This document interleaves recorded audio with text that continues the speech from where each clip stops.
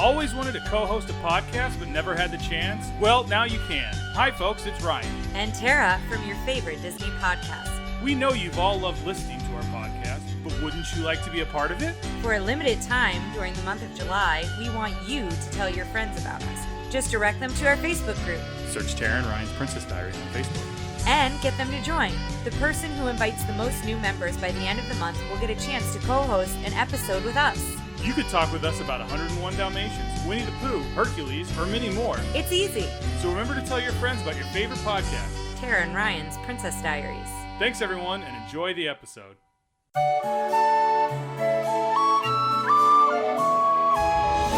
I'm Tara. I'm Ryan. We love Disney movies. So we decided to watch them all, from Snow White to Frozen 2 and beyond. Each episode will watch a different Walt Disney Animated Studios film and tell you all about it. Did we like it? Does it hold up? Who's our favorite hero? Or villain. We'll give you history and fun facts about each movie. And sometimes we'll invite our friends to watch along with us. So put on your tiara or your evil crown and join us on our adventure. This is Tara and Ryan's Princess Diaries. All right, hello listeners. Today we are doing the adventures of Ichabod and Mr. Toad. Yep. Are you excited about this one? I am excited about this one. Are you? I keep having this weird thing where a little behind the scenes, we record on Sundays, and then kind of the whole week I'm interested more in what we've put out or what the next episode or is you're coming out editing also stuff from before. And for this, and then kind of typically, especially with these ones that I haven't seen in a while, I'm like, I don't have a lot of enthusiasm for them. And then I get to Saturday, and then I pull up whatever, I start doing my research, and then I'm like, oh man, so now I'm all of a sudden like, I can't wait to do this one. I forgot how much I loved the Headless Horseman and Ichabod and Sleepy Hollow. Mm-hmm. I don't have a whole lot of memories about Wind in the Willows, except I remember when I was a kid it was hard to watch. Like, it wasn't on Disney Channel a lot. Yeah. And I just remember wanting to watch it, and then I remember being somewhat disappointed when I actually finally watched it start to finish. So we'll see what holds up and what doesn't. I've seen Sleepy Hollow, I feel like, a million times because it's always on.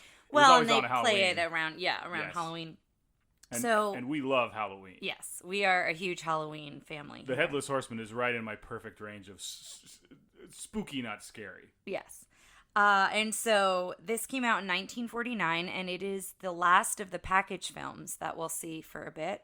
Mm-hmm. And the synopsis here is an animated adaptation of The Wind in the Willows, followed by an adaptation of The Legend of Sleepy Hollow. So one thing I have been doing, I'd like to start doing with this, is I've got the top 3 movies of that year. So we can kind of understand that's fun. I like that. What's going on. Yeah, and just to mention, this also got a 93% on Rotten Tomatoes, so it's a high score. So I like tracking that. I'm so sorry. I like tracking that as well. The top 3 pictures of 1949, correct? Yes. They are Samson and Delilah, Jolson Sings Again, and Battleground. 3 movies I know nothing about. Same, but still fun, and I like doing that.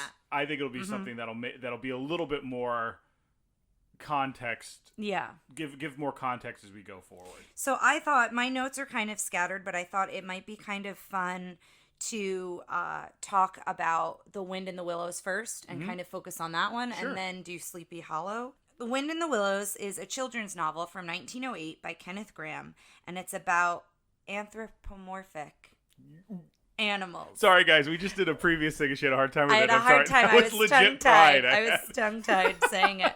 And so when somebody read this in the family of Disney and the animators, I don't know exactly who it was, but they all felt that it would lend itself to animation because of what it was about. Well, it also lent itself to Disney animation specifically, yeah. Yeah, so that's kind of, I think, how it came to be that Disney started doing a story based off of it. And I feel like there's been a whole lot of different versions of this story. The one I remember is there was kind of a stop motion one when I was a kid that was very, very subdued. Yeah. This one, we didn't mention this earlier, but the 2 narrators are famous names.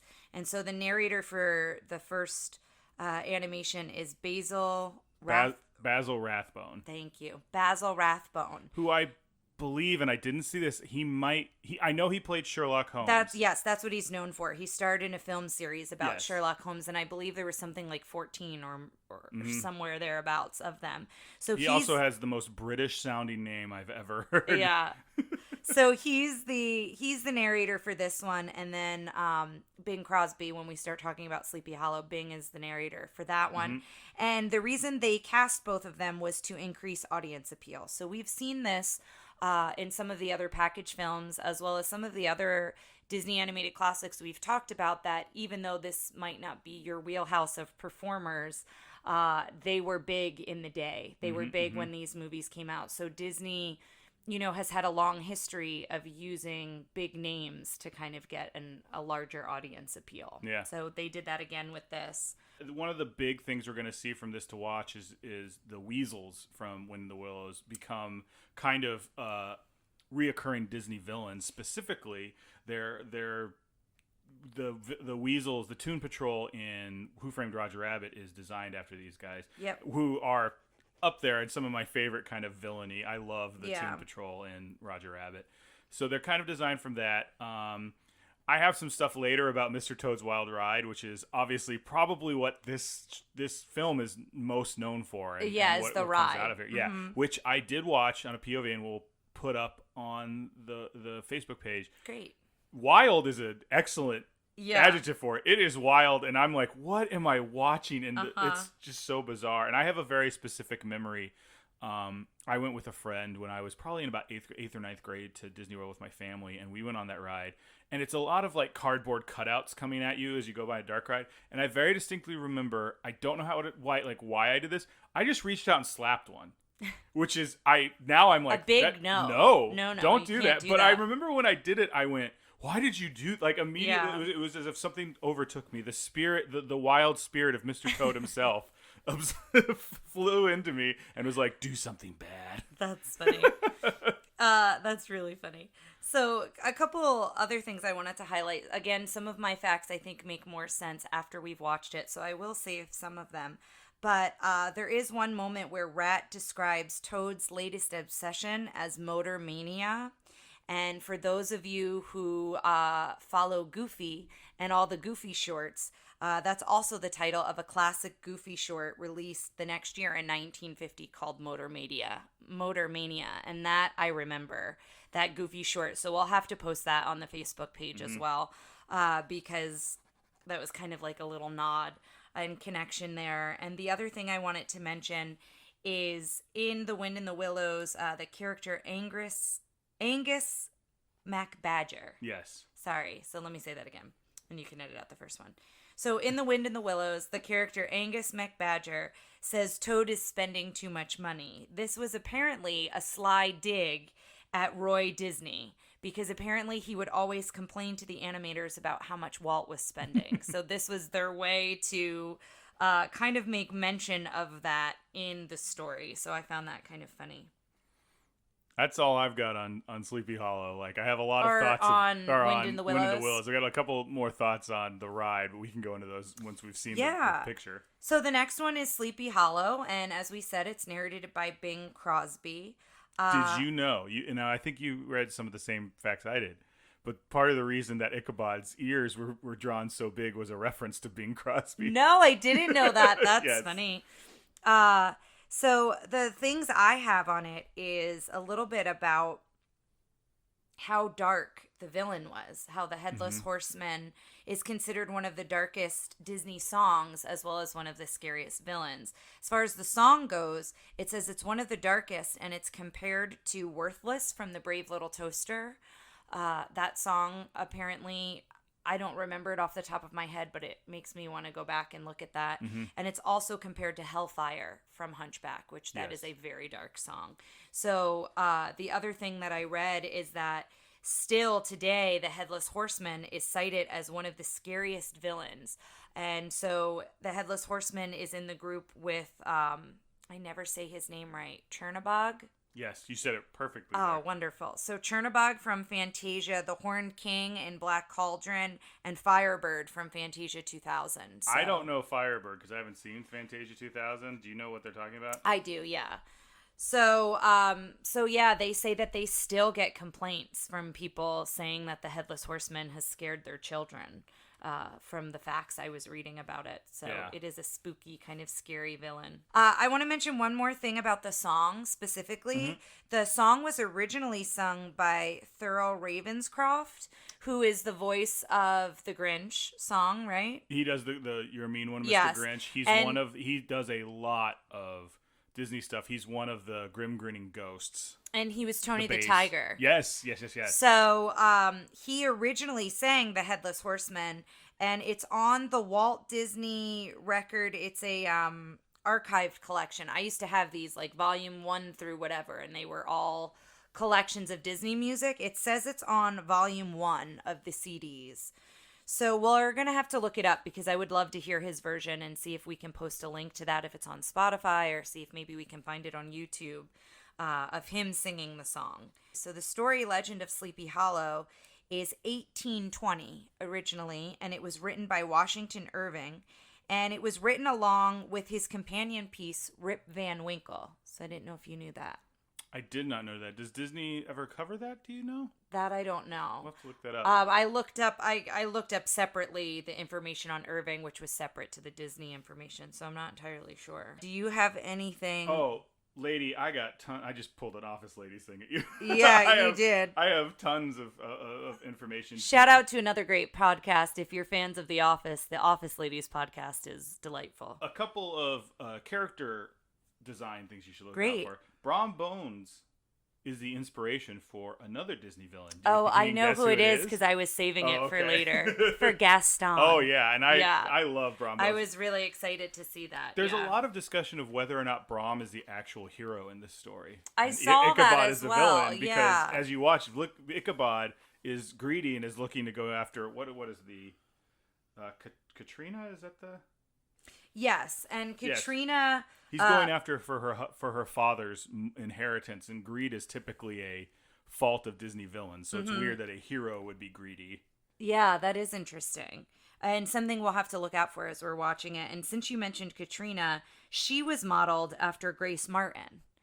And also Slewfoot Sue, and it was to save money on animation. Yes. Now, I didn't say this in the Pecos Bill episode, but yes, she looks exactly like Grace, the Martin hillbilly woman who I said looked like a bombshell. But yeah. So it's interesting that we see those connections, and that's always things we like to highlight as we go forward, and kind of little tricks and ways that Disney saved money along the way. Now, this movie has a couple of presences. This movie has a presence in the parks. Do you know them? I don't know that I do. So the Headless Horseman appears during he's come and gone at certain times during Mickey's Not So Scary Halloween. Oh, okay. And so he's a character who will ride through before the parade, and it's a headless guy with a horseman and a jack-o'-lantern that has like a light that goes in it. Yeah. And I'll post some videos of that. He's pretty. The fact that they just have a guy who, it seems like they can't see where they're going on a real horse looks a little crazy. Uh-huh. The other one is there's a Sleepy Hollow restaurant. Oh, fun. And is Disney this World. Oh, this is in Disney World. I believe. I think that's correct. And it's inspired by the film. The exterior of the restaurant is a replica of Sunnyside, Washington Irving's Dutch-style mansion on the Hudson River in Terrytown, New York. Fun. Would you like to know some of the things they serve there? I would love to know. They have a fresh fruit waffle sandwich, which is served with chocolate hazelnut sauce. Oh, so like spread. Nutella. Yeah, so it's Nutella, and it's another thing. It's a lot of waffle like sandwiches. Huh. There's a sweet and spicy chicken waffle sandwich, hand-dipped corn dog. There's the Mickey waffle, which I'm assuming is a waffle with... Mickey's face. Well, it's probably 3 waffles, right? Oh, yeah.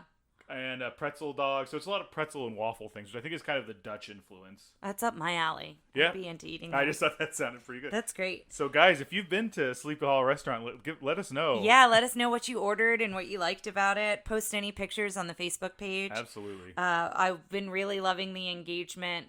We recently announced, for those of you who might not be on the Facebook page, that we are adding The Nightmare Before Christmas to our list because it isn't an animated classic of Disney's, but it is very influential and very important. So we decided to include it in our list, and we've gotten lots of pictures of fans of the podcast either at Disney World with the characters, Jack and Sally, and then also dressing up and their kids dressing up. So it's been a lot of fun to see those pictures. So the other thing I wanted to mention here is that the Headless Horseman, the character itself is fictional. However, it has mythological roots in English, Irish, German, and Scandinavian folklore. So I thought you'd be interested in that because you're speaking my language. Yeah, you love that. So I don't have any more on that, but I thought you might do a deep dive at some point on... I'll have to. I'll take a look at that. Yeah, so apparently roots of this character are in a lot of their different folklores. Now, I will tell you there's a couple other movie versions. There was the show Sleepy Hollow, which I heard had a great first season and then had a really big nosedive. There was the movie with Christina Ricci. And Johnny Depp where Christopher Walken was the Hessian horseman. Well, and that's the original. Yes. Yeah. And then, boy, this just popped in there, so I haven't done a lot of research on this. But there was the real Ghostbusters episode, if I recall correctly, where there was a headless horseman, but he rode a motorcycle, and he was chasing people towards the Brooklyn Bridge. But then if they crossed the Brooklyn Bridge, they were fine. And I bet I could find that whole episode on YouTube. Great. So I'm going to give that a shot. I just remembered that right now. Yeah, that's really great. So I have like a couple more facts that I guess we'll include here. And then do you have anything else? No, other than I remember very much liking this because it's very spooky and it's a Halloween one. Yeah.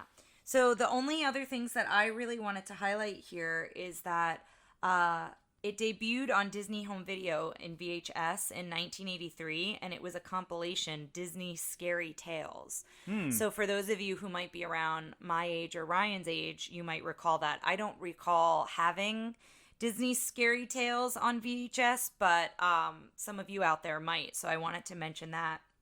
It also won a Golden Globe in 1950 for Best Cinematography - Color was the award title.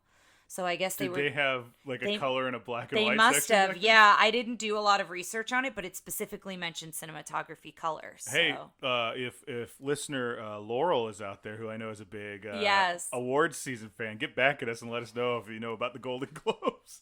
And then the only other thing I wanted to mention, I'm not sure if you came across this, but the original title for this was Two Fabulous Characters. Yes, I forgot. And the only reason that their stories are linked together is because the main characters are prone to disaster. So I can relate to that. I can relate to not necessarily disaster, but clumsiness and like things going awry. And so that's essentially these two main characters. So I know I'm really looking forward to watching it, and it sounds like you are too. Yep, I'm excited. So let's stop delaying and let's go grab the VHS and shove it in the old VCR. All right, listeners, and we'll see you on the other side.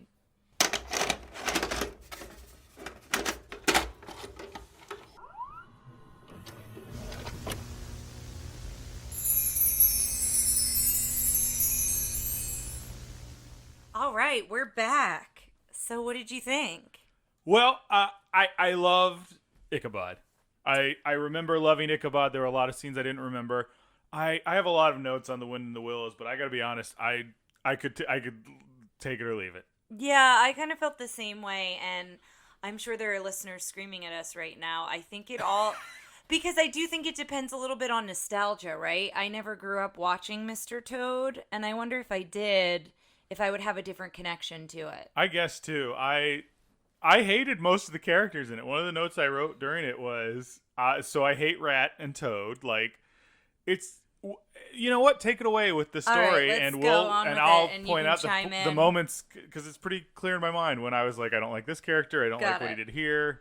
So it opens to a library and bookshelves, and it feels live action in this sense. It's not. I don't. No. Those are live action. Is it? Yeah, those are actual books.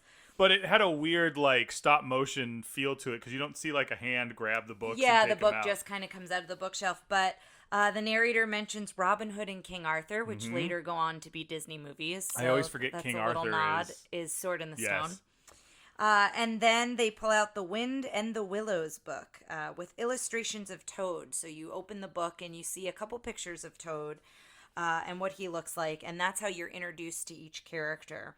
So you're first introduced to Mole meeting with Rat for tea. Okay, so one character that I loved throughout this whole story was Mole. Mole was delightful. Yeah. There's a lot of poo in Mole. Yeah, I was thinking the same thing, and there's a lot of heart in Mole. He's very caring. Very seemed like he sought out the best in everyone. I loved Mole. And as they're sitting down for tea, the tallest postman, because it's a human in the world with the animals, and I kind of loved how they did that. The postman knocks on Rat's door to deliver a letter, and he's so tall I don't even know that you see his face. You see his legs. You see his face when he like bends down to talk to him. Yeah. So I liked that bit. So I want to talk to you a little bit about this. There's a weird situation where it's like this world where it was both humans and animals. And it felt like the whole reason that the other animals were so invested in Toad Hall is it made their little riverside community, which felt like all animals, more prestigious. Yeah, and maybe more even with the humans. And there was also this weird thing of like Toad, like Horse was an animal, was Cyril Proudbottom. Yeah. Was a horse, but he was like worked as a horse for half of it, but then he had a suit on late. Like, it was just a weird thing of the animals. And then Winky was a human, but Winky was as small as the rest of the... Yes, that I noticed. The postman was really the only tall human. I think they seemed tall I guess in the courtroom. Court. Yeah, but also they were looming but we'll get to the court. The whole thing was just this weird... I'm like, what is the story of this world? Yeah. Yeah, I guess if you're looking at it from that way, and how they all interact. Mm-hmm. But essentially, the postman delivers this letter, and McBadger lets them know that Toad is up to no good again. And now we go on to Toad Hall, and you see McBadger had volunteered at putting Toad's house in order. So Toad has Toad Hall, and it's this huge estate. And he's just spending all this money, but he's also, is destructing things. Like, he's ruining chicken coops and, all this other stuff. They have a scene where the people who are collecting the money all the bill collectors come knocking and trying to bang the door down. And McBadger goes, "I'm done paying you for the day." Oh, what a world, what a fictional world they live in, where you can just say, "I'm done paying my bills today. I'll get to it another time." Yeah, I think he was just overwhelmed. Yeah, but I just thought that was an interesting. Yeah. And so Rat and Mole set out to try to help McBadger. So essentially they try to find Toad, and McBadger's like, you're good friends of Toad's. You have to talk him out of this and tell him he's got to stop what he's doing because we're going to lose Toad Hall. And, everything's kind of a mess. So then we see Toad for the first time besides the illustrations in the beginning. Mm-hmm. So we see Toad on a yellow canary cart with a horse who's Cyril. And Cyril has a similar personality to, is it Widowmaker? Yes. Yeah, to Pecos Bill's horse. He looks similar to him. And he speaks English, but he's got this real, rough and tumble kind of, what's the word I'm looking for? Carefree. He seemed lower on the, economic status of, kind of British people. Boy, that's a bad way of putting it. But you know what I'm saying? He seemed like he was, like Arthur Doolittle from My Fair Lady. He wasn't in the higher class. High society, the the other characters seem to be. And so you find out that they're really fast friends, but they get each other in trouble, the horse and Toad, because they kind of egg each other on. So a song starts coming in, and they start kind of singing about how Toad is so adventurous and just wants to go on all these adventures, but he's causing havoc as well as the adventures. He goes through a greenhouse and destroys it, and he goes through someone's laundry hanging up. So you see, McBadger is paying the bills for all of those things, mm-hmm. as well as the things that Toad buys when he gets into his new mania. And he was very manic. He was, the definition of manic. Super highs and super lows.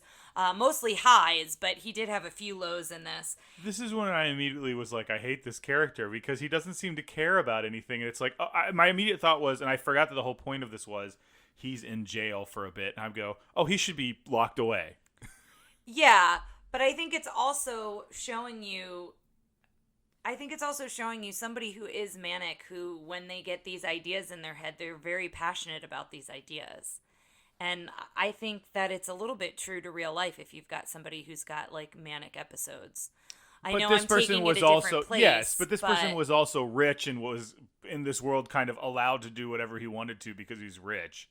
I guess so. In real life, I don't think that person should be allowed to do all those. But I guess that's true, and I guess I mean, I don't know. I feel like there's a couple different ways to look at it, but also they were trying to rein him in, but they couldn't because his mania was kind of over the top. It just took a long time in this story to get to a part of Toad that I found redeeming or endearing. But his mania is what redeemed him. Him being manic, when we talk about it later, like, I wrote that down, like, it finally served him good. I guess. I didn't care for him. And then I didn't care when he gets stopped by Mole and Rat. And Rat's like, you're hanging around with this terrible person. Stop this foolishness. But he's talking specifically about the horse. Yes. And I'm like, you've known this horse for like 2 seconds, buddy. Like, give him a break. And the horse ends up like helping him later. Yeah. What I did like about that part, though, is as Rat is kind of reprimanding him and scolding him and telling him what he should and shouldn't be doing, Toad covers his ears, and every time his ears are covered, the sound's muffled, which I really liked. There's a lot of fun sound stuff in this whole thing. And then when he takes his hands off his ears, then you can hear it again, and he keeps doing that back and forth, so you really pick up on the sound changing. So I did like that a lot. I'm going to look up something real quick. Okay. Do toads have ears? Yeah, I was thinking the same thing when I was saying that. So then he sees a motor car during all of this, and he becomes mesmerized, and he gets these crazy eyes, and that's when his mania takes over. Do toads have ears? The first sentence says, literally, another cool fact about frogs and toads is that they have ears. Well, there you go. They just don't have external lobes. There you go. So he was covering holes in his head for years. So yeah, he gets the crazy eyes, and he gets now motor mania, as Rat deems it. And so he is like sputtering around in the air off of all this energy, like dreaming of himself in a motor car. And Rat and Mole are basically trying to just keep him under control. And they take him back to Toad Hall to lock him up. He's making wonderful, like, it's clearly the actor, but it's like... It's almost like beatboxing, but it's like the sputtering of a motor car. Oh, it was really good. Yeah, it was really good. Yes. And so when they try to lock him up, they say till the poison is out of him. And I don't know that I loved that description of saying, like, somebody who's manic, that poison needs to be out of them. I wasn't a huge fan of that line. But that also could be my background as to why I didn't like that line. But they don't think about the fact that Toad has a window. So they've locked him up. They're sitting, at each side of the door, Rat and Mole, but Toad is clever, and he ties some sheets together and goes out the window.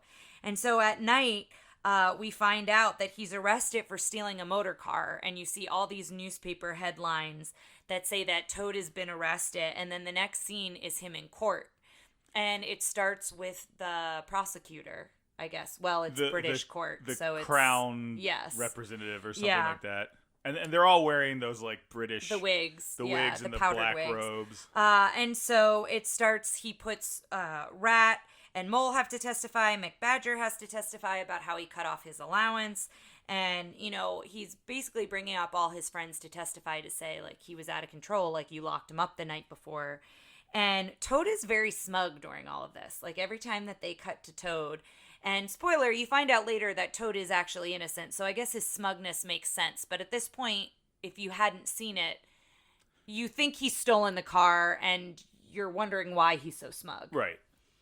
So he winds up defending himself. He brings the horse. Cyril gets on the stand. This is where Cyril's in a suit and wearing a hat, and he tells what actually happened that night.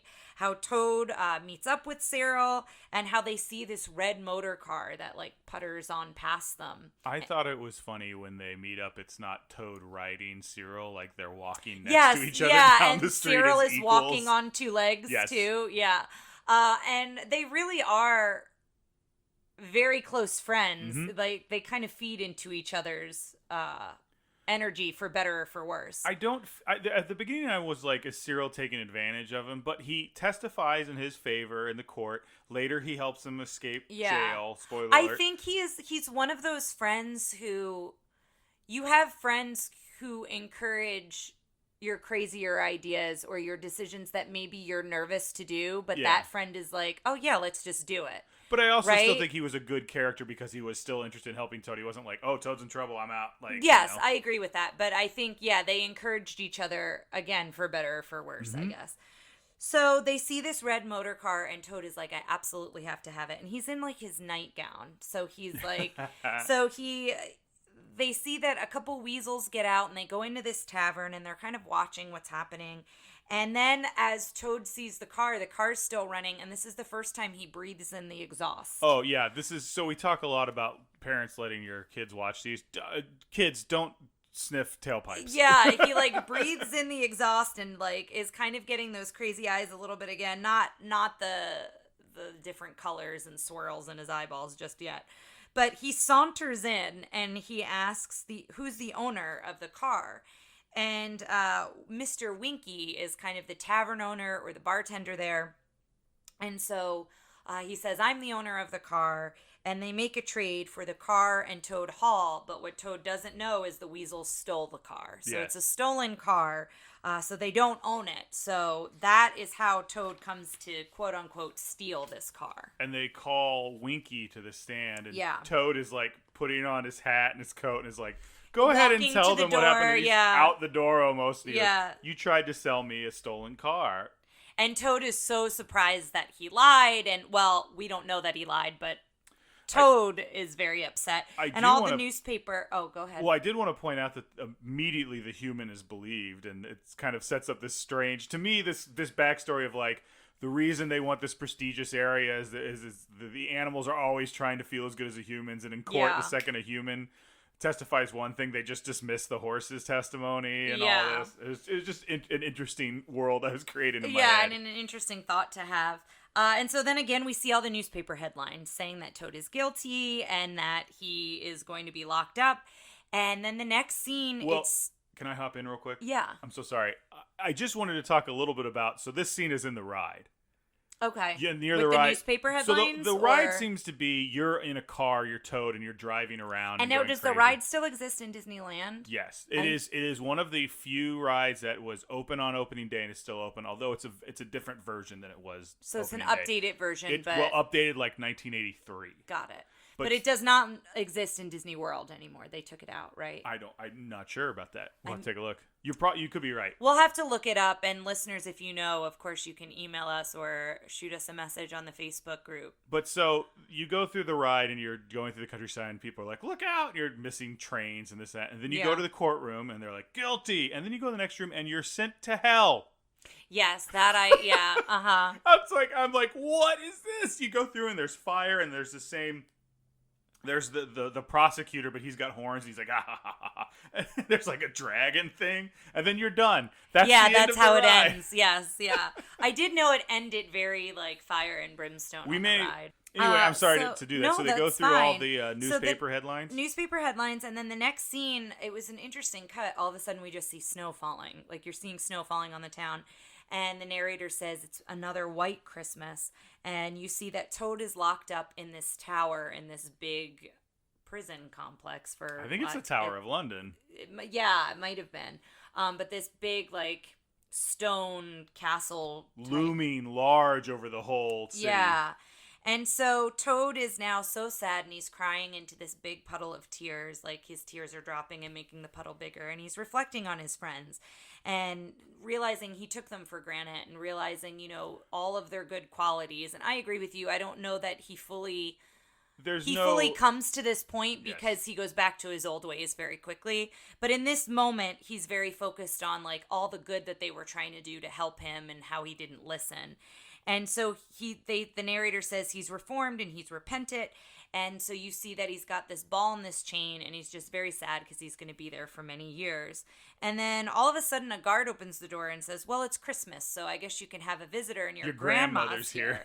And he's like, grandma. And you see the horse, which I loved, is dressed up like a grandma and brought a small disguise for Toad. So here's my question, because he says something about the disguise and they cut to Toad having escaped. Yes. How did that work? Because we don't see Cyril for the rest of the movie. Was the idea we do see Cyril, I think, again at the end, but...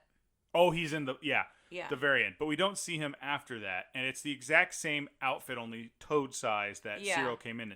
Was the idea he went in and goes... and gave him the outfit, and then Toad went, guards, I'm done, and pretended to be the same grandmother leaving? I don't know. That's a good question. Or maybe he put Toad... Threw him out the window again? Maybe, or maybe he put Toad, like, in his jacket, and so the disguise was more so once he got out of the... But then he abandoned Toad, like they separated or something. Yeah. Again, there's a big, like, piece missing, because then we just cut to Toad on as a fugitive. On the move, yeah, that's true. I need a man in every hen house, outhouse, barn. Yes, Tommy Lee, fugitive. That's what we need. But yeah, so as the horse is talking about how he should escape, and he brought this disguise for him, now Toad has a new mania. So he falls back into this mania, and that's trying to escape. And so he gets the crazy eyes again that he got with the motor mania. And so cops and dogs are chasing him, and cops are seeing him, and then this one cop runs into him, and he's got a really round rump, for lack of a better word, and he's like, "Oh, I'm sorry, milady," or something like that, and Toad is like swinging his... Toad has the round rump, yeah. Yes, Toad is swinging his rump a little bit, and then you realize it's the ball from the ball and the chain. Well, I literally turned to you to say... What is that? Yeah, and then it falls out of his dress, and the cop realizes it's Toad and tries to come after him. And so then Toad steals a train, and he sniffs the exhaust again when he gets the train. He's got a weird thing for exhaust. And then, I guess it's part of his mania, I don't know. But then the cops are shooting on the train behind him. They get on the next train, and like guns are blazing. They're trying to get Toad. And he jumps off the train into the water and kind of fakes out the cops. So the cops still think he's on the train. And he's trying to, like, grab a branch, and he keeps sinking from the ball and chain. So we don't really know, at this point, is he going to get out of the water or not. And then it cuts back to Rat and Mole, and they're having a Christmas Eve dinner, and they've got a big turkey on the table. They say a blessing about Toad. About Toad, and they hope that, you know, he's doing well, and that he'll get out early for good behavior. And then Toad shows up, and they're surprised. First they're like, this poor old woman has collapsed in our doorstep. Yeah. First they think he's an old woman, and then they realize it's Toad. And, you know, they're excited to see him, but they're confused, and they're not really sure what all's going on. And then a bunch of knocking at the door, and they think it's the police, so Toad hides, and it's MacBadger. And MacBadger comes in to say, all the weasels are in Toad Hall. I saw these lights on. And the weasels are there. So this is the weird part to me, because it seems like we'll go get the police and show them that the weasels are there. Like, it could, because the whole well, all the newspaper articles, I guess, they deemed the case was closed. Like he had done. Remember, they had said something like he had gone to different appeals, different courts, different whatever, and the last newspaper headline was "The case of Toad is closed." So I think they felt like they had to have actual proof, which I guess the weasels there is proof, but definitive proof, I guess. There's a lot of like leaps that, I don't know. Let's continue. So he says all the weasels are there, and he's like, you know, Mr. Winky is their leader, and it is true, Toad did do a trade. And so Rat apologizes to Toad because he's like, I'm so sorry, because he didn't believe that that's what happened. And so they're all kind of on Toad's side, and they're like, we have to get the deed back. So they devise this plan to get the deed back that Mr. Winky is like holding in his jacket pocket. And so there is like kind of a secret passage. Like there's a tunnel. They go up, they row in, they go up to a secret passage, because there's some things in this that I remember this scene very vividly. They open the door, all the weasels are drunk. Well, and we should say before that one weasel thinks he sees them on the water, and Toad gets his kind of that manic energy to kill him, and tries to shoot him with the shotgun, and they all tackle Toad, and the shotgun, the force of it pushes the boat into where they need to go. So the weasel doesn't see him, but that weasel comes back into play in a little bit. Well, because they're all passed out. Winky is asleep. He's got the deed on him, and they go up to a balcony and they start lowering Mole down on a rope to get the deed Looks out. like sheets tied, similar to how Toad escaped. And around that whole time, the weasel is like finding their trail and making his way in. There's the whole bit that they have in a bunch of movies where Mole tries to get the deed, but then Winky like rolls over and grabs him. I like that he tickled his ear to get him out from how he was holding him. And I also liked there were so many weasels, and they were like scattered about. I liked the way that they were just like all passed out. One of them was asleep half in the mouth of like a bearskin rug. Yeah. I loved that whole bit. So then, basically the weasel that's been following them and realizes that there's somebody in the house comes through the secret passage and kind of lets everybody know what's going on. And so then the weasels start to chase Mole because Mole has the deed at first. There's this entire mad It's cat a whole back and forth. There's a couple funny scenes I liked in there. The one being where Toad figures out he can, like, someone folds up the deed into a paper airplane and throws it. So then Toad throws it to Toad. Yes. Yeah. And then Toad goes and gets a whole bunch of other pieces of paper and makes all these paper airplanes and starts throwing them. And you're starting to see Toad's manic energy pay off here. Like, even though he's causing havoc for the bad guys, essentially, and trying to save his friends.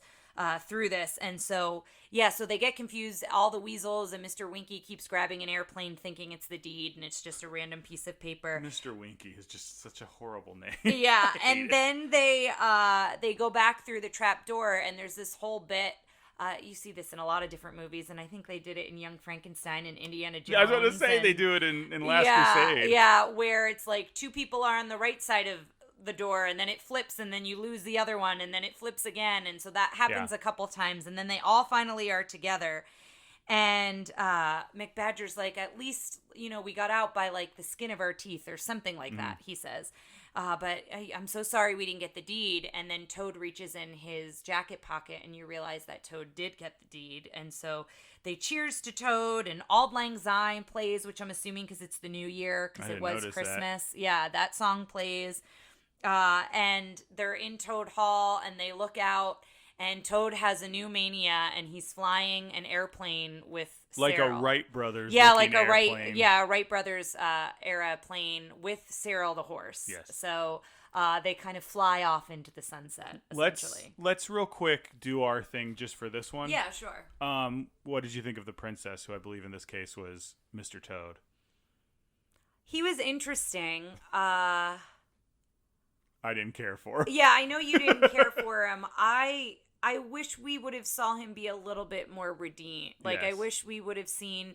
He had that scene in the tower, but I wish he took it to heart more. I will say his mania helped him out, so it's one of those things where it's like, well, why should I change because I was able to save all my friends? So it's an interesting back and forth, I think. Both of these movies, I think, are ripe to be redone somehow, whether it's live action or just another version of them, because I don't think there's much there. I think it's so short. I think you could really dive into these characters if they had twice as much time to work. Yeah, that's what I mean. Not like just redo Ichabod and Mr. Toad, but do a Wind in the Willows, do a Sleepy Hollow. A feature film for each of them. What did you think of the villain, which is Mr. Winky and the Weasels?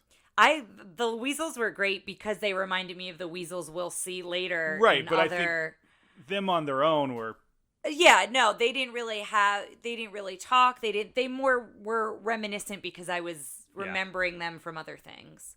And Mr. Winky was... No, he was, how are the sidekicks? I loved Mole. Mole was wonderful. Yeah, and I know you didn't like Rat, but I think Rat is kind of like when you think of Winnie the Pooh and the rabbit. Yeah. He's like the rabbit. And he kind of has a very similar... I liked all of their character designs. Yeah, and McBadger, too. I feel like they all are just... They're trying to do right by Toad and the community, and they're trying to, like... Toad is his friend, or their friend, but he's also, like, making their lives difficult. So they're trying to... And you've got Mole, who's got the big heart, but then you've got Rat, who's kind of the disciplinarian. Like, McBadger asks Rat specifically to talk to Toad. The difference to me between Rat and McBadger is McBadger seemed put upon and tired, and Rat felt judgmental. That was my problem. Yes, with Rat. but I think Rat comes around. Yeah, he comes around and he does apologize when he realizes, he should have had more faith in Toad, that he didn't just steal a car and that kind of a thing. Favorite musical number in this one? There was really only the one. Yeah, there's the one where he's singing. I don't know the name of the song. It's like I don't know either. It was but when he's introduced, when Toad is introduced, he's singing. Yeah, it was fine. It was fine. How does it hold up? Female character agency. There are no women in this one. No, there are none at all. Not even background. It is a dude party. Well, because we don't see, besides the weasels and our main characters, we don't even really see other animals. They talk about like Toad Hall being, but we never see any other kinds of animals. Drinking and smoking. Not a lot of smoking that I remember. Oh, I guess Rat puffed a pipe, but there's a Yeah, lot of I guess drinking. that's it. There was a warning for tobacco consumption, but I think that was for the whole thing. it was probably for the whole thing. But I'll be honest, I never really noticed the No. tobacco. I guess her father in the second one also Yeah. smokes a pipe, but yeah. They're all drunk and they're all asleep at one point, and they mentioned that. That wasn't so much a problem to me. The big thing of this one is there's a lot of weaponry and a lot of like trying to murder people. Yeah, like and that. again, a lot of that mania, and I don't know. I'm taking a therapist point of view on it, but I don't know how I want to say this or if I'm even saying it correctly, but they kind of focus on the mania being super negative, and then they kind of focus on it being positive, but it's like, I don't know. I guarantee you a lot of thought was not put into this. Yeah, from the aspect but do you of know how what I we mean? representing the I wish mental- if they did redo it, I wish they went into that more to where it wasn't one or the other, to where it's like, like talk about it from a mental health point of view. Yeah, and that's me like being that's me with a very critical eye on it, but yeah, I think that's where it kind of rubbed me the wrong way a little bit. Again, like I said, that line with wait till the poison is out of him I really didn't care for. We'll skip the did you like it or not thing till the end. So now let's go on to Sleepy So Hollow. now Sleepy Hollow, which I will say both Ryan and I this one I remember from being a child, and I know we both memories. enjoy it. Now it's interesting that this is one movie with two different holidays. It's a Halloween and a Christmas. So we go back to the library. So we're back to the live action with the bookshelves, and we now trade you hear the Sherlock Holmesian narrator for a little more bassy tones. Yes, from for a little our more old friend, Bing Crosby, the original crooner. So we go back to the library and the bookshelves, and he mentions Paul Bunyan and Johnny Appleseed and all of these characters, and some which we've talked about. Black Bart was one he said who is not a character I'm familiar with. Yeah, we'll have to look him up. But yeah, he talks about all these kind of American folklore type characters, and he says, but there's one that I really enjoy. And he opens this book to a map of New York, and you kind of, as you're zooming in, first it's a map, and then it's like a countryside. Mm-hmm. And you're zooming in, and you see a sequestered glen and a cemetery. And a sequestered glen? Does it say that? Or yeah, did you yeah. say that? No, I wrote that down. I sometimes write down phrases that I like the way that they're described. Sequestered glen. Oh, we've got a good one coming up because we go into the town to see all the Sleepy Hollow gang waiting outside of... So the schoolmaster, first we come upon Ichabod before that. We'll go back to that, but what's the name of the place where they're all hanging? Ye Old Snooker and Schnapps Shop. Which is like a pool hall. It's a weird way of saying pool hall, but Schnooker and Schnapps. And Schnapps. So I really liked it. Yeah, so that sign. So before we see that Sorry. sign, no, that's fine. We see Ichabod.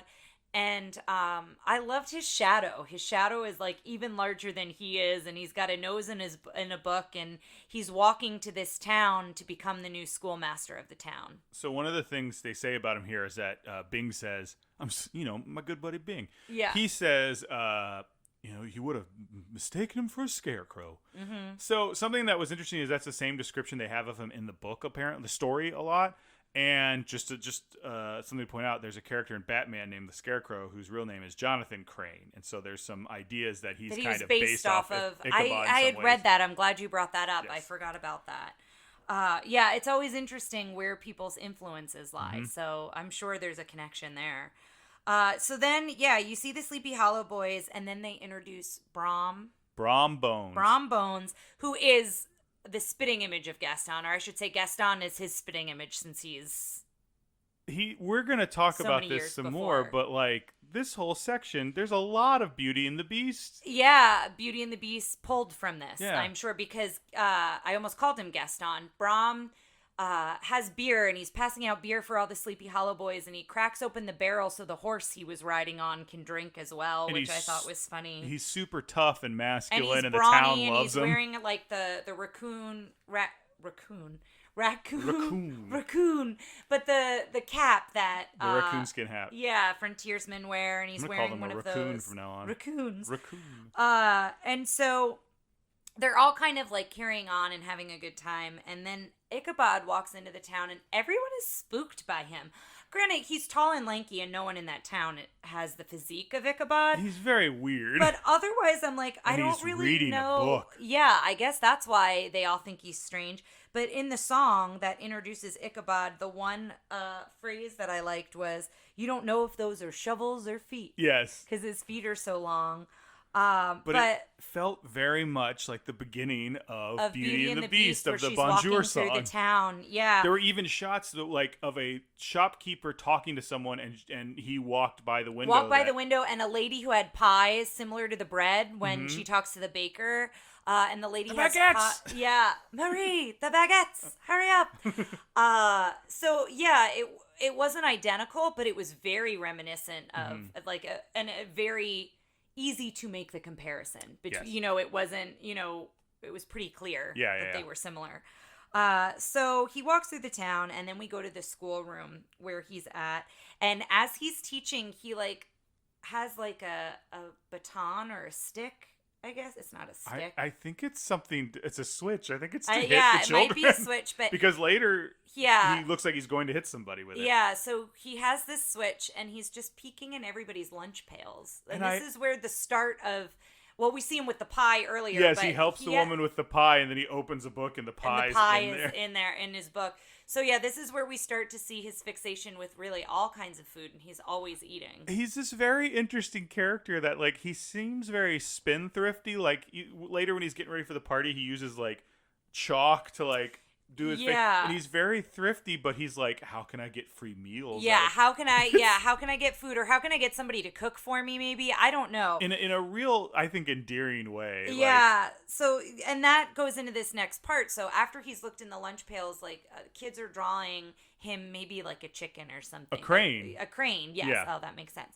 They're drawing him as a crane, and this is when he goes to almost hit them with the switch, and then he remembers that this kid's mom, like, makes he opens that kid's lunchbox, and it, like, cascading, like, treats and fruit and things come flying out of it. Yeah, so he, like, quickly remembers that, like, oh, I'll be nice to this child, and then I'll be invited over for a meal, and then it cuts to him at the child's house having this giant feast. Bing's doing a better job of, like, narrating this idea, and it's kind of like that. There's not a lot of dialogue, but it's like Bing's explaining stuff, and they're doing very physical versions of what they're seeing. It's a very visual cartoon. Yes, and so then when he goes back home and he's reading in bed, he reaches into his jacket pocket and he took a turkey leg home from where he ate with the He's not family. Reading, he's journaling. Oh, that's right. Where he's eating that week. He's journaling, and his activities. He's journaling, and the like, turkey roast was good. Excellent. Yeah. Yes.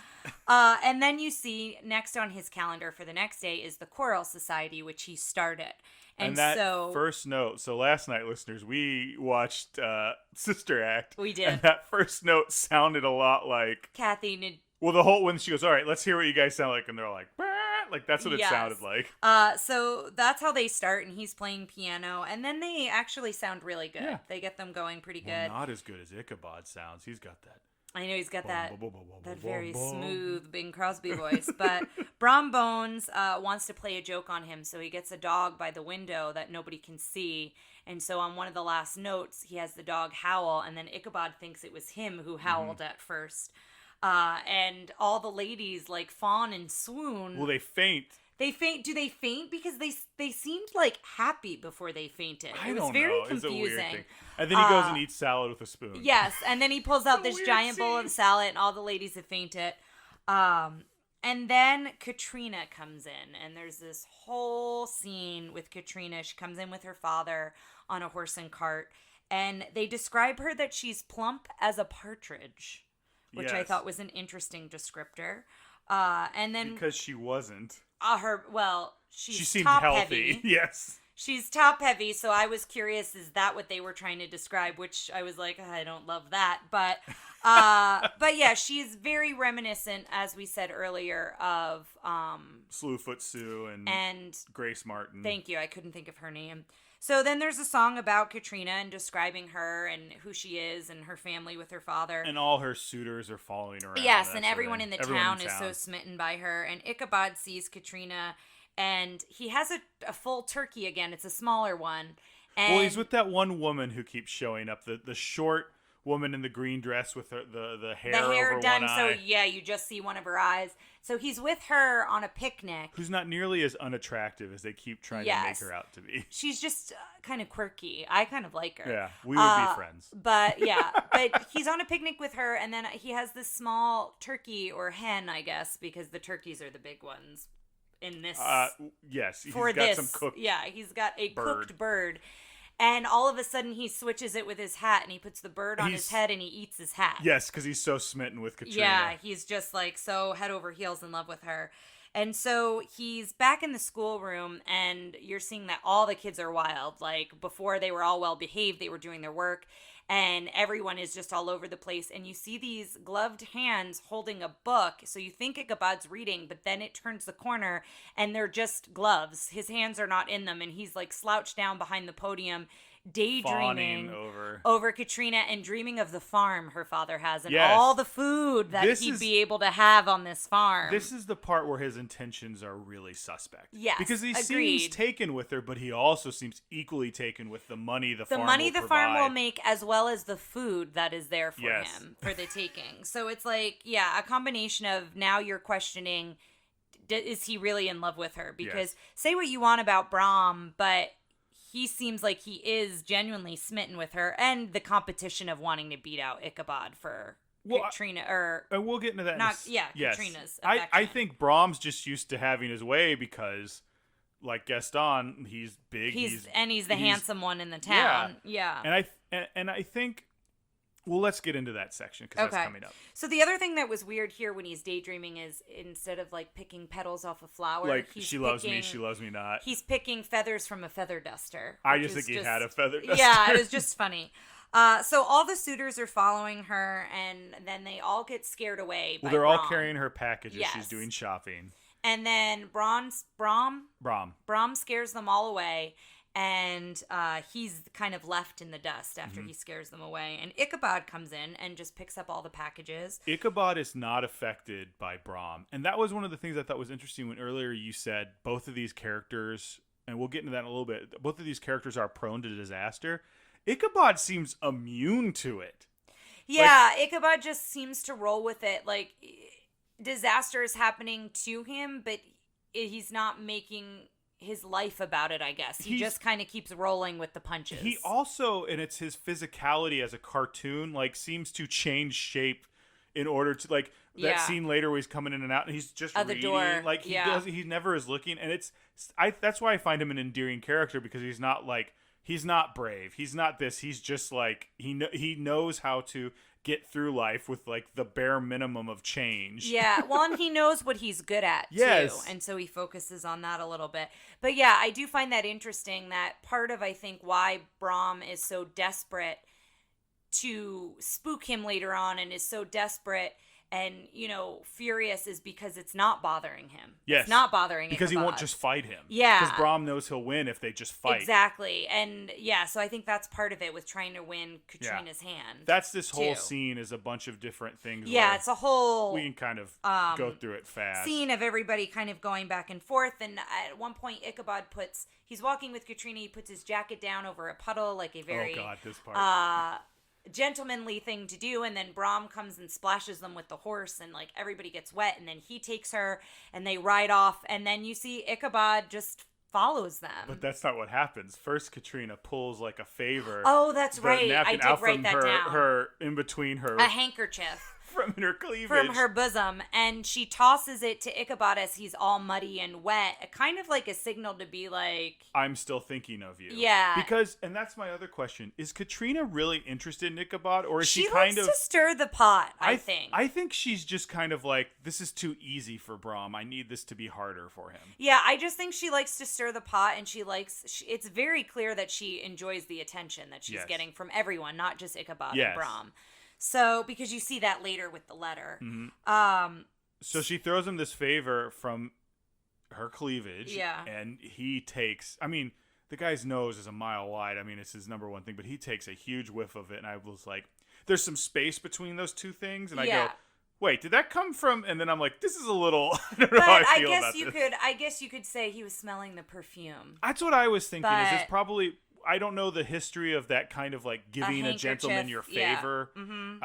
If it was a perfumed handkerchief, Something, but still, it was kind of rubbed me the wrong way. Yeah. So then, this just keeps going back and forth with him and Bronn. But then Ichabod is whistling and skipping, and like he winds up going to the house where she's at. And so Brahm is there, and then he winds up getting in the house and leaving Brahm out, and he's like helping her and giving her flowers. He does stuff like he gives Brahm all the packages so that he can't punch him. Yeah. Like there's a scene where he was winding up, looks about to punch, and that's Ichabod's move. Is here, you hold all the packages. Yeah, and then closes the door on Brahm's face, and so it's like this whole back and forth still with them. It's hard to describe. It's worth watching. Yes, agreed. Yeah, it's kind of hard to describe in detail. At one point, she gives him one of the flowers that he gave her. He picks the bouquet out of a vase that's in the house. He didn't buy her a bouquet. Yeah. It was already in the house. He's that sort of like, I'm very suave, but and it's clever. The cheapest. Yes, it's clever. So he gives her the bouquet, and she pulls out one of the flowers and puts it on his lapel, and he's smelling it and kissing the flower, but all Brahm can hear on the other side of the door is the kissing sound, so he thinks that they're kissing. So then that, like, ensues the whole next scene where Ichabod gets real small when he goes out that farm door. It's a farm door, so it's got two versions. So Brahm's trying to open the top, and the bottom swings open, and Ichabod's super tiny and waddles out. And then that's again where he winds up to punch him, and he gets distracted and punches the tree because Ichabod is left. So it's kind of this back and forth with him and Ichabod. And then, he bends down and picks up a horseshoe, and it's like, oh, it's Ichabod's lucky day. And when he bends down, Brahm misses him. He goes to hit him, and then Ichabod falls in a well. Yeah, Ichabod tosses the horseshoe, and it hits Brahm. Like, it's just, in this whole scene, it's almost like Ichabod can do no wrong, but he's just going, like you said, he's going about his life. He's not intentionally to disaster. He's not intentionally thinking, oh, I need to throw the horseshoe at Brahm. So we cut to another scene, and now she invites him, Ichabod, to her father's Halloween party. And this is where I would say her intentions are not honest, I think. Or maybe she's trying to decide and she doesn't know who she likes better. But when she writes the note, she's not a deep enough character, I think, for us to make this evaluation. When she writes the note, she signs it in such a way that she knows Ichabod will come. She says something like, She says, P.S. please come. Yes. Katrina. Yeah. And so Ichabod's got the letter, like, up in the schoolhouse by the mirror, and this is when you see him getting ready. Yeah. You see him getting ready, and he's like, look at you, handsome devil, or something like that. Those dulcet tones. Yeah. And he looks at himself in the mirror, and this is where the chalk, which I think that would be the worst thing you'd want to put on your face, is used chalk dust. There's a couple weird powder scenes in this. And the pepper are the ones that confuse me. Yeah, so he puts the chalk dust on his face. He gets ready. As he's getting ready, they make sure to mention that he had to borrow a horse. He didn't have a horse, so he borrows a horse. The horse with the plow still attached. Yeah, that's still attached. Obviously, it was a farmer's horse. And then kind of the next thing you see is him dancing with Katrina. And Bing, the narrator, mentions that, he prides himself on his dancing. So Ichabod, and you see that Ichabod's got immaculate, like his dancing skills are so good, and that's really how he's winning her over at this point in time.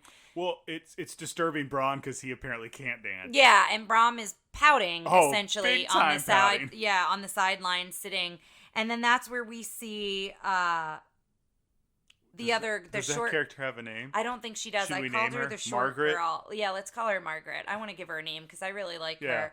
But the other thing I wanted to mention too before we get to Margaret is Ichabod is eating while dancing. Like, he'll go over to the table when he's dancing, a piece of cake, like a slice of cake, and the whole slice of cake goes in his mouth. Like, no one notices other than the audience. Yes. So we are naming short girl in green dress Margaret. Okay. So Margaret is so like, Bronn looks over at her, and she's so excited to dance, and he snubs her. And I was really, like, bummed out for her because she just wants to dance with somebody. It felt a little bit, but like all the cats join in with the character they draw with their big butt, and then he's like, no. Yeah. And then, Yeah, and so, well, it's that trope of, like, the pretty girls are up dancing, but the nerds or those who aren't as attractive aren't, right? Like, it's that kind of a thing. Whatever. Justice for Margaret. Seriously. Hashtag dance with Margaret. Because she's great.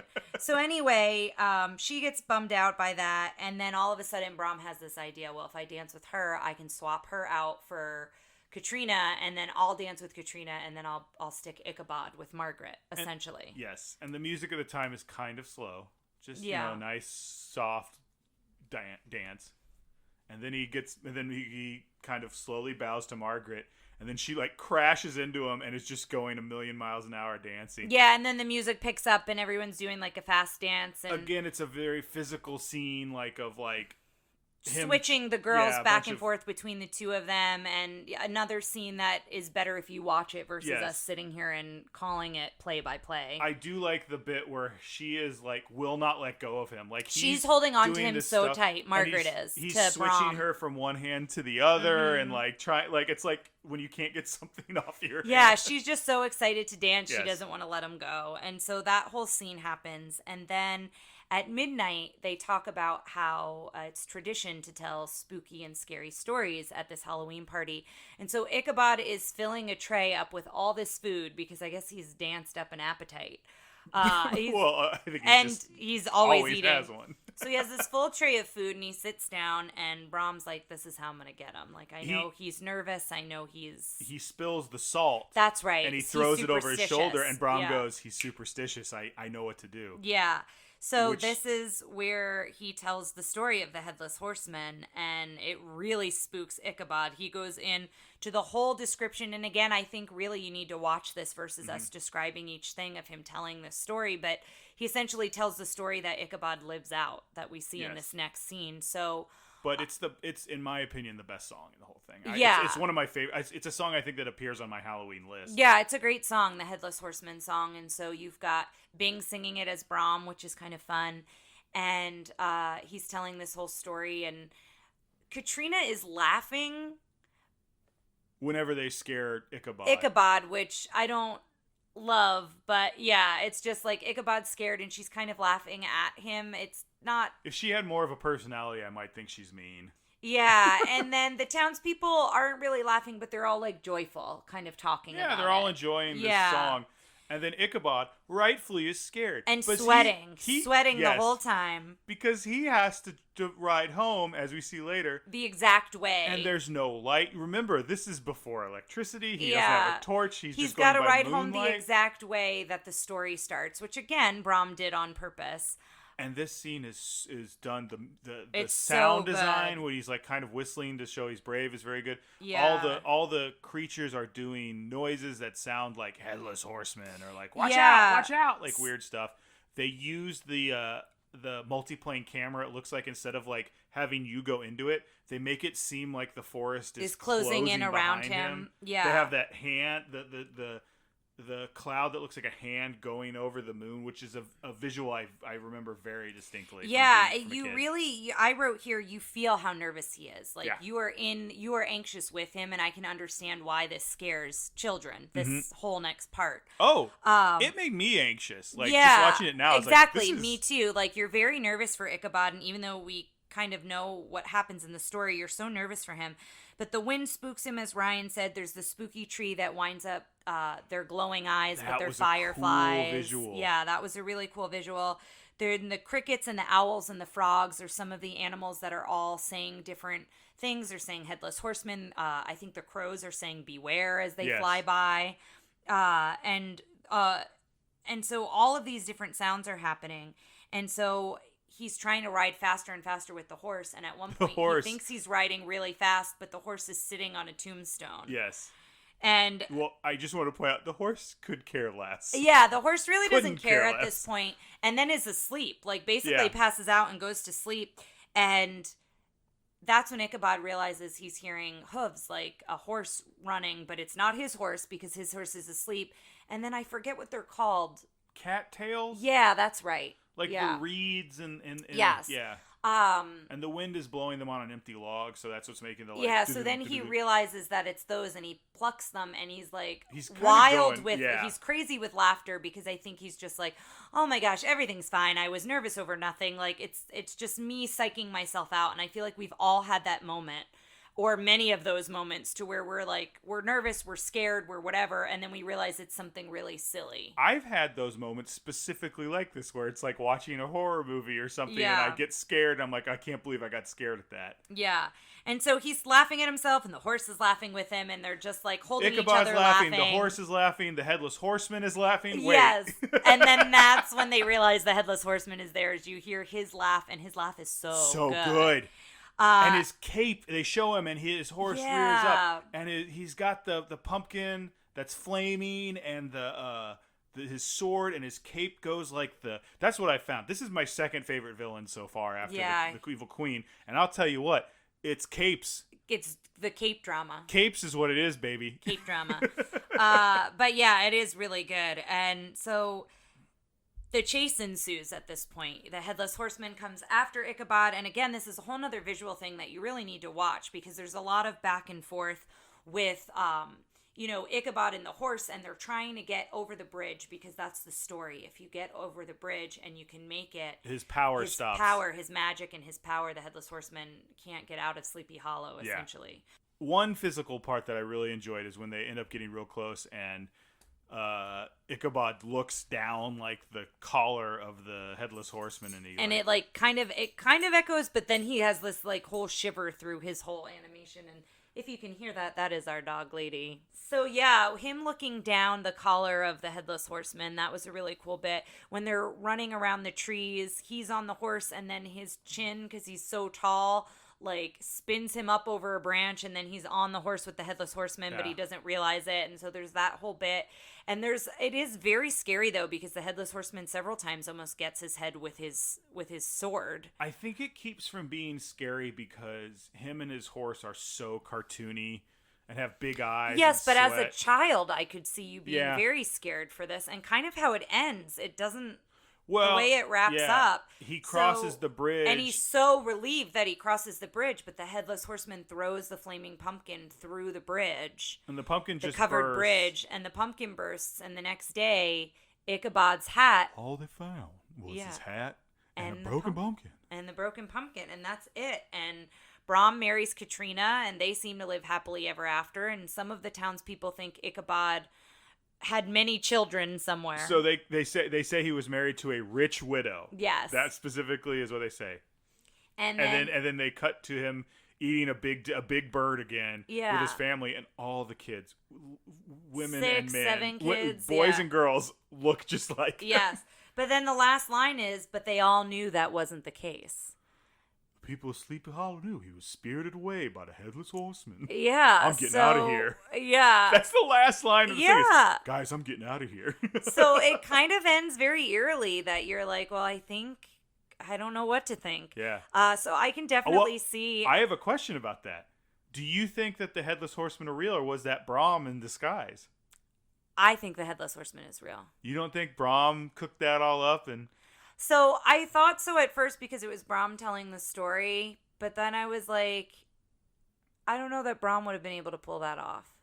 I think it was Brom. You think it was Brom? Brom scared him out of, because he goes, it ends. So you think Brom scared him out of town? Yes, because I think he goes, his magic ends across that bridge, and that bridge was like out of town. He's like, so he was putting the key of like, if you leave town, you'll be fine, into his head, right? Got it. I don't know. No one else. Everyone else is just kind of like, oh yeah, this headless horseman. If they all didn't live in fear of this headless horseman. Have you seen the Tim Burton version? You own the Tim Burton version, the one with Christina Ricci. I've never seen it. I think you owned it. Did I own it? Yeah, I've never seen it. Oh, we should watch it because I think you'd like it. But that's Okay. the whole thing is Ichabod doesn't believe, but the whole town believes. Got it. But I didn't like that. So one it's like Brom, a hocus pocus deal where everyone believes the Sanderson sisters and then the kid doesn't. Kind of. It's interesting. I think it's worth watching for us. But so I think it's Brom Bones. Guys, let us know what you think. # Brom Bones. # Real Ghost. # I could be persuaded either way. But yeah, I guess we'll get into the questions on this one. How did you like the princess? That would be Ichabod. Ichabod. I liked him. He was, like I said, there. I questioned his motives a little bit about Katrina, but overall, I liked him. I liked that he was quirky. I liked that he looked very different than a lot of animated characters at the time. He was tall and lanky and quirky, and I liked that about him. How'd you like the prince? That would be Katrina. She was fine. I dove into like her more, questioning her morals and her true interests, and I think she liked stirring the pot, and I think she liked the attention. But again, we didn't know enough about her one way or the other. How'd you like the villain? So let's start with Brom. I loved Brom. Brom was great, and he just kept like reminding me. He felt like an antagonist, not a villain. Yeah. I don't know that I'd consider him a villain, especially up against the Headless Horseman. But I guess unless you think they're the same person. I forgot how much I loved the Headless Horseman. Yeah, but he's not in it for very long, but he's in it for enough that he makes a very strong impact. But I loved Brom, and I think that's because I love Gaston. Yes. And so, it's such a direct link. It's such a parallel, and it was kind of fun to see that, though. What was your favorite musical number? Now, we had 3 big ones. I feel like there was Introducing Ichabod, there was Katrina, and then there was the Headless Horseman. The Headless Horseman song, so for good. sure, Absolutely. is the best one. And I'm excited to hear that other version. I do like Bing Crosby's version, but I want to hear... There's another version that I have that's on Spotify. That's a woman singing it. It's real good. We'll have to put all those up. How Does It Hold Up? Female agency, of course, is better than Mr. Toad, but still... there are ladies in this one, but I don't love how they treat who we're naming Margaret, but I do love Margaret as a character. Yes. Like, I thought she was fun. We should try and find out if she has an actual official name. Yeah. Drinking, smoking, I didn't think that was a big deal. It was just it's the beer in the beginning, and then her father smokes a pipe when they're on the cart, and I think at the party as well. Ethnic representation, there really wasn't much to go on. Same guns and firearms, not much. I think this one's pretty good. Yeah. I think if you had to sit anyone down to watch it, I think you just have to watch for the scare factor for kids. Yeah, and I think it is a very spooky story. So, obviously, your kids, and if you haven't seen it, I would say you probably want to watch it before you show it to your kids. Yes. This is one of those that I feel like parents probably feel differently on what age they want to show their kids certain things, and I feel like this one probably falls in that category. So, do you like it? Would you like to put it up on your shelf, or would you like to lock it away in the vault? Listeners, you know me about the vault and the drawer. And this is a tough one again, because if we were doing individual, Ichabod, Headless Horseman, up on the shelf, main spot. Mm-hmm. But because they're together, I think it would be in a drawer. No way. You're putting it up there regardless? I like it so much. I would you watch? Okay, here's the thing. You couldn't skip. Fine. Then you're good? It's so worth it for me. And it's the same that happened here. I guess it is worth it. I like the last one so much. I think The Wind in the Willows sucked. Wind in the Willows, I was fine with, but it was all right, fine. I'll put it up on the shelf because I do love the Headless Horseman. Honestly, Mr. Toad was potentially one of my least favorite segments of the package films. Interesting. Because at the worst, I want you to remember all of the Make Mine Music segments. But they were all shorter. Fair enough. This one way overstayed its welcome, in my opinion. All right, I'm with you. Listeners, he's persuaded me. I've dusted it off. Yes! I've taken it out of the drawer, and I've put it on the shelf. Absolutely. Because I would agree with you that I love Ichabod so much, and I love the Headless Horseman and all the characters. Katrina is also fine. I was worried going into that one that there was going to be something I had never noticed until now to make me not like it. And while I agree, Ichabod's everybody in this stories, I think Brom has the most genuine motive. He has the most genuine motive of love. I think he does love Katrina, but he's also so competitive that he's I have to have her. Yeah. Katrina is stirring up the pot in a way that I think is questionable. Is questionable. She's not telling them she's doing it. She's just doing it. Ichabod has a whole bunch of greed going into it, and as soon as a ghost came into the situation, he's like, "I'm out of here." But guys, this was it. This is it. I feel like we're at the end of an era here. We're at the end of the package films. We've done it. We've made it through. We're into the 50s, and we're finally gonna have another princess on our princess podcast. We are so looking forward to Cinderella, which is next week, and then that begins what I'm so excited for, and what I think all of you are so excited for. A lot of these films that we have coming up, it's Cinderella, Alice in Wonderland, and the list goes on. But these are ones that a lot of us grew up with. These are ones that still hold a special place in my heart, and they're ones that I'm really curious going back as an adult, seeing what I still like, maybe what I noticed that I didn't notice as a child, and kind of everything we've been doing up until this point. So yeah, we hope you've enjoyed this as much as we have, and we will see you next week for Cinderella. A real princess coming our way. Thanks for listening to Tara and Ryan's Princess Diaries. If you want to tell us your favorite Disney villain and why it's guest on, send us an email at trprincessdiaries@gmail.com. Or you can send a tweet about how great Maleficent is to @TRPDiaries. Check out our Facebook group by searching for Tara and Ryan's Princess Diaries.